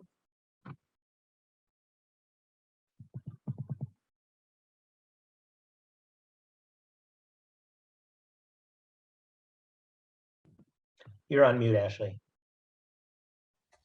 Thanks. Thank you for saying that. Thank you for making those points. We'll come just around our horseshoe here to Andrea, Manny, and Lydia. Hi there, Andrea Thompson for the record. I wanted to address sort of the age appropriateness of this as a healthcare provider. So I brought some statistics for you. According to the U.S. Department of Health and Human Services, this is back in 2010. This is very difficult data for them to obtain, which is why it's typically sometimes 10 plus years behind. But it says 1 in 5 girls and 1 in 20 boys is a victim of child sexual abuse. It also says children are most vulnerable to child sexual abuse between the ages of 7 and 13. So I think this is very appropriate language to be using. One thing that I thought potentially was missing from the lesson was witnessing of this type of behavior and how to respond in that way. So we're talking a lot about consent between 2 individuals in a relationship, but I think we will often see that young people are witnessing this in the hallways and with their own family members or siblings, and maybe how to respond in that way would also be really good information to probably include in the lesson. But from a healthcare standpoint, I think using the appropriate language just that people use as definitions is important, just as we would use appropriate language for anatomy. I do agree with Stephanie that I think we should have some more clear definitions of, what is oral sex. They've gone over potentially the anatomy. That's when, a mouth touches a genital area like a penis or a vagina or a vulva, to be very clear about what that means. I think will be appropriate, because I think sometimes we get young people who are not using those appropriate terms and they're not really sure. And I think we should just clearly define it for them, just as we would define anything else. So that's my feedback. I think it's a great lesson, and also reminds me that I'll have to teach my kids this in a very short time. So thank you. Thank you for those points, Andrea. Manny?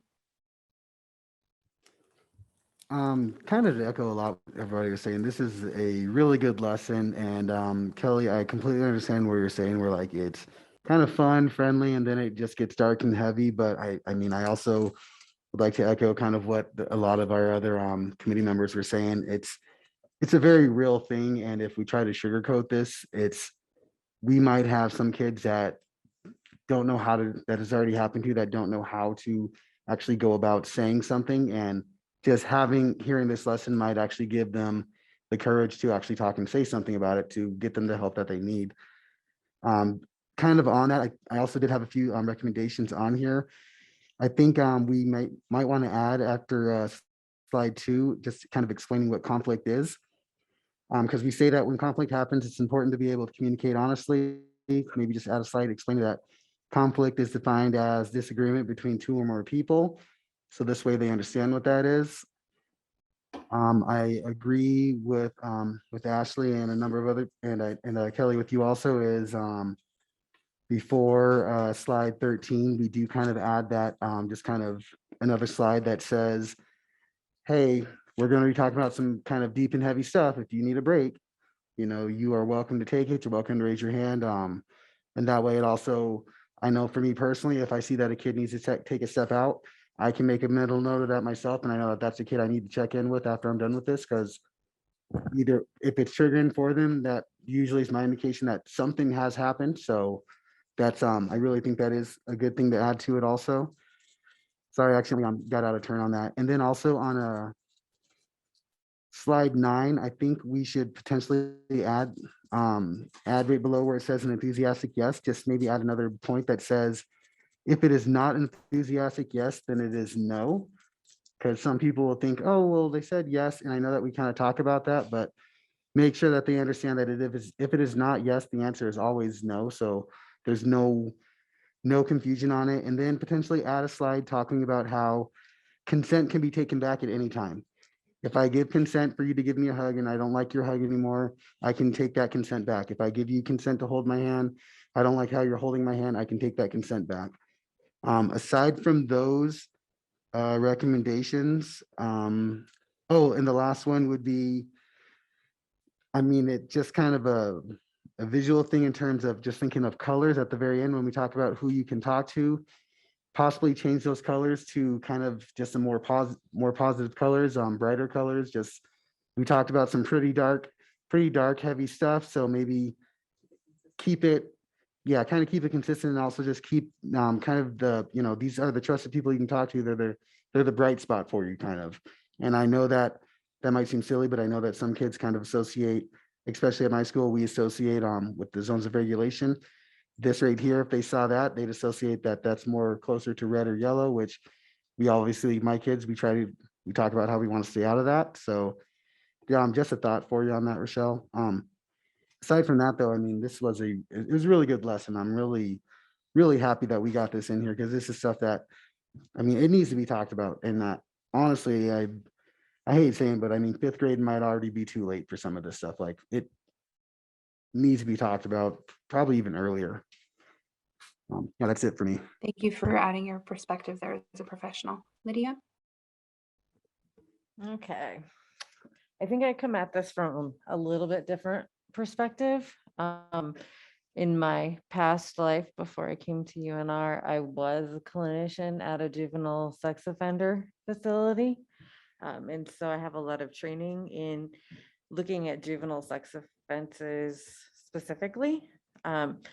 One of the things, when I look at this lesson, I see a lot of really good things in terms of refusal skills, a lot of focus on people who might become victimized by somebody older, perhaps somebody in the family, somebody in the community. I see some, like, a lot of really good things here. What I don't see, or I don't see enough of, I don't think, are lessons speaking to that 5th grade child who may unknowingly commit a sex offense on someone else. When I think of my kids that I worked with for years, when I think of these kids that offended between, you know, a 3rd, 4th grade and let's say 10th grade, kind of that window in there, those kids, 90% did not know that they were doing something that they were going to get in trouble for, that they could get arrested for, that they would end up becoming registered sex offenders for. They didn't know that stuff. They were playing house, they were playing games. Most of the kids did not, especially when we're looking in this kind of upper elementary school age and even into middle school. The kids did not, they weren't out there committing sexual offenses against their peers in their class. They were committing sexual offenses against young children. So kindergartners, preschoolers, like small children. They didn't understand that there's this power dynamic that goes with consent, because the 6-year-old said, sure, I'll play doctor, you know, I'll do whatever. A 6-year-old can't give consent, right? There's laws in every state. And I don't know that you have to get that specific with them at this point, but I feel like that message, it needs to be there. Like when I look through this, like, for example, slide 4, I think there's just ways to kind of pepper it in. I don't think it needs to become a whole sexual assault lesson at this point, but slide 4, what can make communication difficult? Each of these bullets to me look like these are targeted towards that passive kid, right? Who might be getting targeted. Where's the bullet or bullets that address that aggressive kid, right? Who can't take no for an answer, or who can't communicate because they can't listen. And so, is a bullet like, well, I want it my way. I want to do this now. I'm angry, or whatever it might be. So like bullets that address that kid, I think are important. Later, where was it? Sorry, Manny, I'm taking all your papers. Slide 7, when someone doesn't take no for an answer, great bullets, but then where's the follow-up slide? So how to accept when someone tells you no. Like what to do when someone says no to you. Walk away, talk to someone, whatever those bullets might be. I think those are really important messages.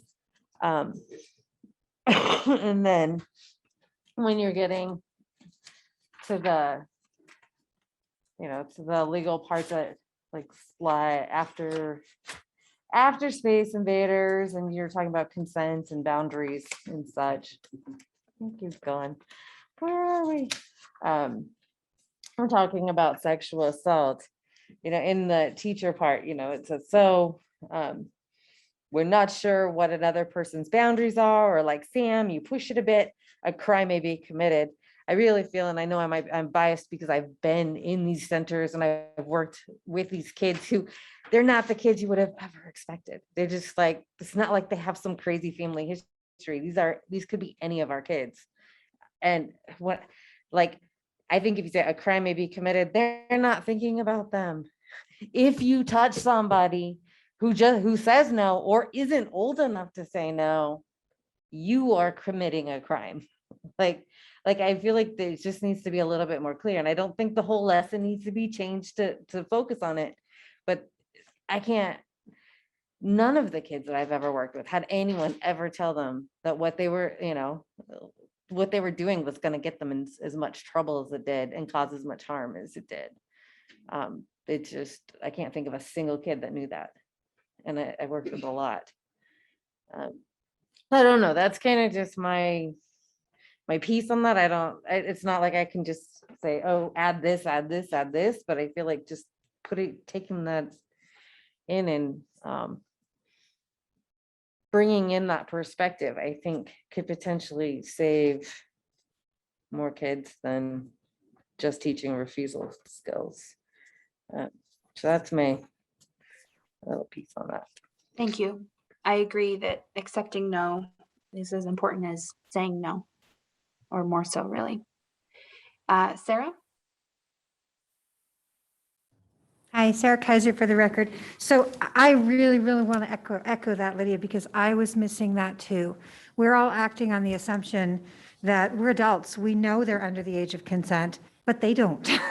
I don't know. And I don't know if we need to go into the laws necessarily in detail as you do, but I would love to see a statement that says something. It could be in the teacher's notes that if someone asks them to consent to a sexual act, that's against the law.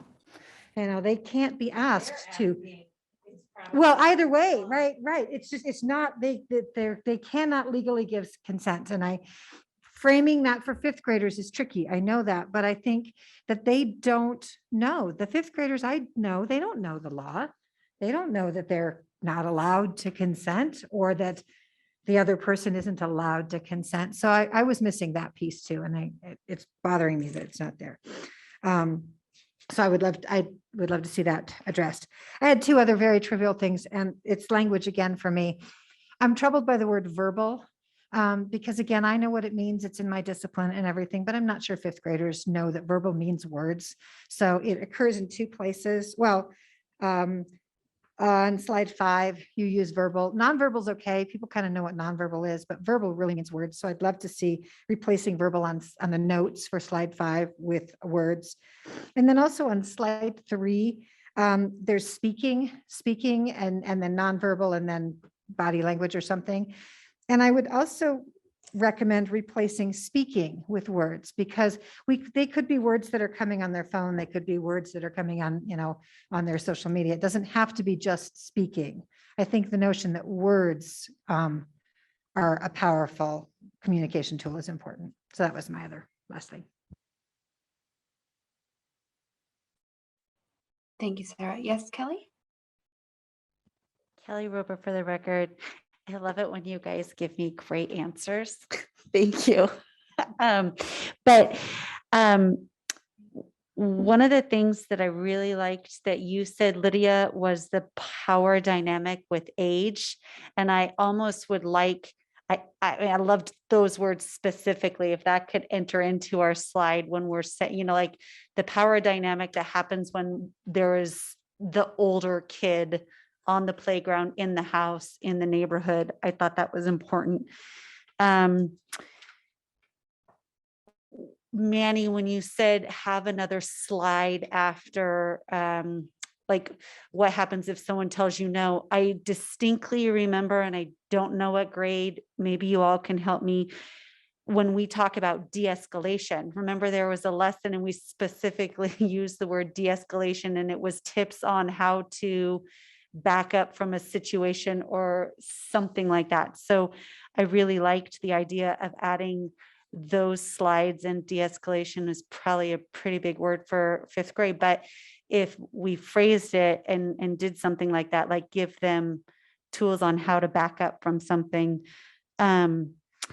I really liked witness, like if you're witnessing something, because in the whole bullying curriculum that comes, the bully, the victim, the bystander, I think it's important we label it a witness. One thing that I wasn't quite sure of, Ashley, when you said when your partner is not having fun, I think sometimes kids aren't in tune with our other kids still having fun. I don't know if I like that verbiage, but I like the idea. And if we're really and truly going dark, and we're going to have the transition for this could be triggering and that kind of stuff, I think we absolutely need not just the slide of who can you talk to, but the very particular resources that we've had on almost every lesson where we're talking about things that could be dealing with rape, that they know those resources are there too, even though they're younger. I don't know. But when we have those very particular resources, I think those are important that we put them there too.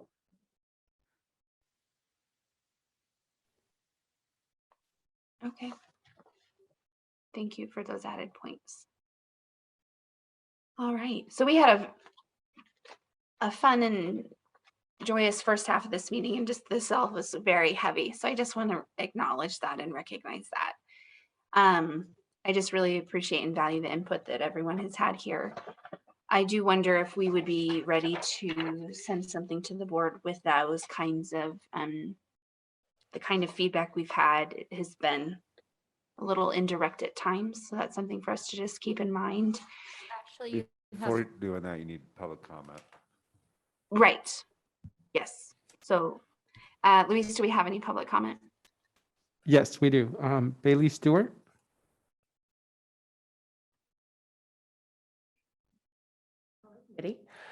My name is Bailey Stewart. I work at a district-sponsored charter elementary school. I help facilitate share lessons with the 4th, 5th, and 6th grade students at my school. I just have 2 quick points. The first one is that, unfortunately, I do agree that the language on rape and sexual assault should stay in the lesson. Manny, I'm curious if this happens to you, but I always get those questions, but reliably in my anonymous question box. Which I find really upsetting, because that's always a kid that you want to know who it is, so you can touch base with them afterward, make the connection and help them out. But it also always, it happens every year, but it always puts me on my heels to try to think of what is exactly the right language to address those kinds of questions. So I super appreciate having it explicitly in there, so I don't have to think like, oh God, what are the words? The words are already in the lesson. There we go. The second thing is I would love to see language on coercion. And I think a good place for that would be after the game, the Space Invaders, where you could say something like, hey, did you feel like you needed to pressure your partner to come closer to you so that you would win the game? Interesting. You know, if your partner says no, and then you push them and you push them and you bug them, and then they say yes, like that doesn't really count. Actually, that's not good consent. So that's all I had to say. Thank you very much. Thank you, Bailey. Public comment was also received electronically from Valerie Fianaka. And that is all. Thank you, Luis.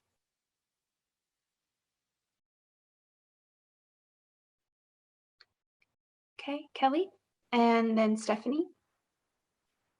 Okay, I was interested in maybe trying a motion, but if you still have comments, I'll yield to you. Thank you, Ashley. Stephanie Schumann for the record. I just wanted to revisit slide 13.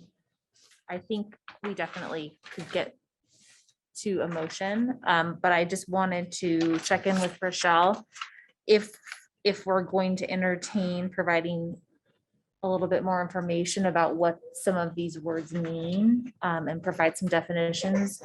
Where would you be, what resource would you be using to define those? Are we using statute? Are we using your curriculum? Just so I have a better understanding. Great question. Thank you, Kelly.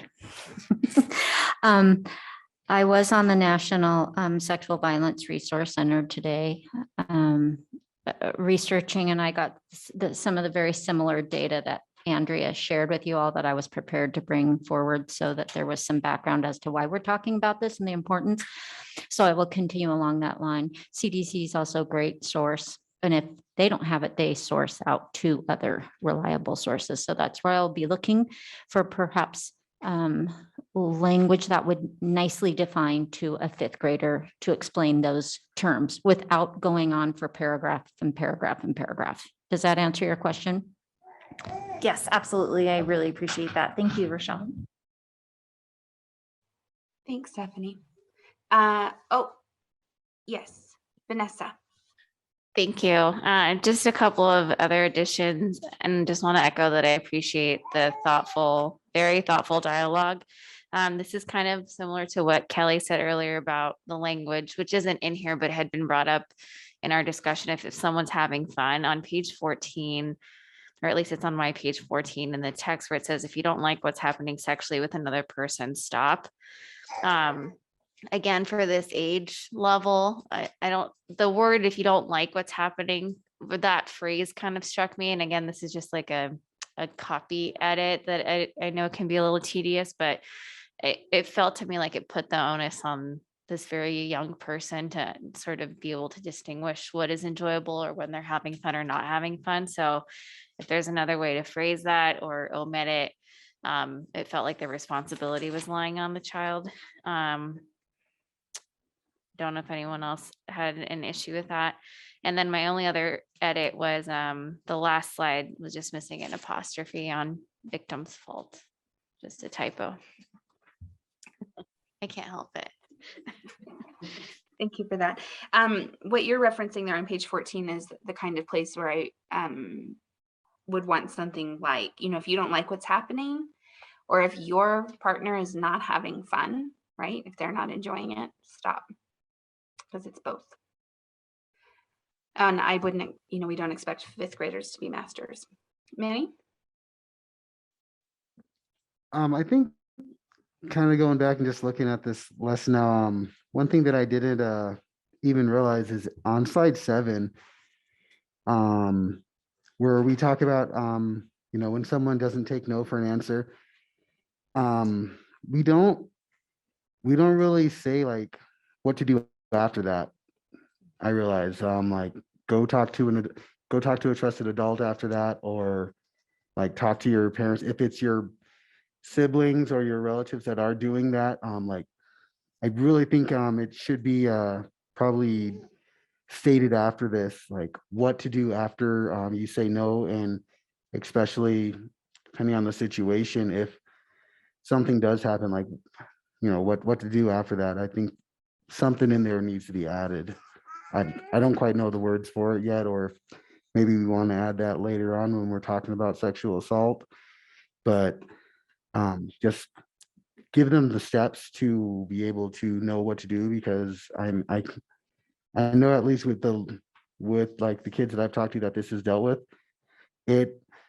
it's really, really difficult for them to even kind of say something. It typically requires me kind of helping them and giving them prompts to kind of understand maybe like what to say or what to do. And so I think giving them some ideas about what to do would help them better know how to reach out for help, because if they don't say anything, we can't help them, unfortunately. So let's give them some type of ideas. Rochelle, I trust you to figure out some of those ideas, because I'm drawing a blank right now, unfortunately. Thank you. Kelly? Manny, when you said that, it occurred, I went to the slide, and you're right, because it could be a fourth bullet point. And, you know, if somebody doesn't take no for an answer, you tell a trusted adult. But I'm thinking, and I don't know if this would sound convoluted, but is saying, if the person that did not say no might be a trusted adult to somebody else, but it's not a trusted adult to you, find one of the other options, you know, like a school nurse, the counselor, like, I guess it just says parent or guardian, religious leader. Like, I think acknowledging that my trusted adult, my parent or guardian might be your person that's not taking no for an answer. And I don't know if that's important to acknowledge or if that's inherent.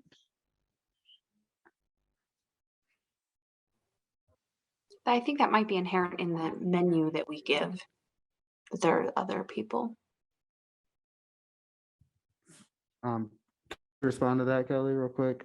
So I mean, the first thought I have would be that maybe we add a slide after that, and we automatically say, like, we bring up that slide about who the trusted adults are, and then even though I know we still have it at the end, we still keep it there, but we respond if somebody doesn't take no for an answer, or you feel uncomfortable, whatever it is that we need to add there, we can say that these are the people that you can talk to, and we have all them listed. And if one of those was the person that unfortunately was one that was taking advantage of one of our students, and they see that these are other people that they can still talk to, kind of way. Does that kind of make sense for you, Kelly? Okay. Okay. Yes, Stephanie. Thanks, Ashley. Manny, I really love what you said there. And I think maybe a key word that we might be missing is safe. And I think oftentimes children in just my profession I've seen aren't going to disclose until they feel safe from the perpetrator. And so maybe if we add just a simple explanation in when we're talking about trusted people, to just include the word a trusted person who makes you feel safe, or a person that you feel is safe. However, Rochelle, maybe you think that might fit in, if you think it would even fit in. So Vanessa. Just to add, I think it goes back to what Rabbi Benjamin was saying earlier, that on page 12, where it says, you know, we've been talking about this within the context of friends and friendships, but also acknowledging that sometimes this is also within the context of other people in your life. And that might be two explicit opportunities to mention that, and then weaving in the safe word. It's not just among your friends and your peers, but there might be other people in your life. Andrea? I'm prepared to make a motion. Oh, girl. Do it. Well, I, Andrea Thompson, proposed that Rochelle take the enormous amount of feedback that we've given her and make corrections to this lesson that we are able that is proposed in 2.05, that we then review at the next meeting, just the changes that have been made, to then potentially make a motion to propose that to the board. Thank you, Andrea. Kelly? Kelly Roper for the record. I second it because that's what I was going to say. Okay, thank you, Kelly. Before we have any votes or anything, Luis, is there any further public comment? None at this time. Thank you. Okay, discussion? No? All right, all in favor, say aye.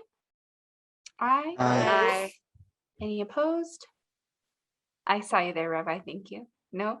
Okay, so the motion by Andrea, seconded by Kelly, passes unanimously. And we'll take a look at those changes at a future meeting. Wonderful. Whew. It was a lot. Okay, I'm just gonna pull up my agenda again. All right, so that was it for 2.05, and now we move on to 3.01. Is there any public comment, Luis? Yes, public comment was received electronically from Joe Morabito. And that is it. Thank you for that. And members have received that in their emails. So thank you for taking a moment to read that.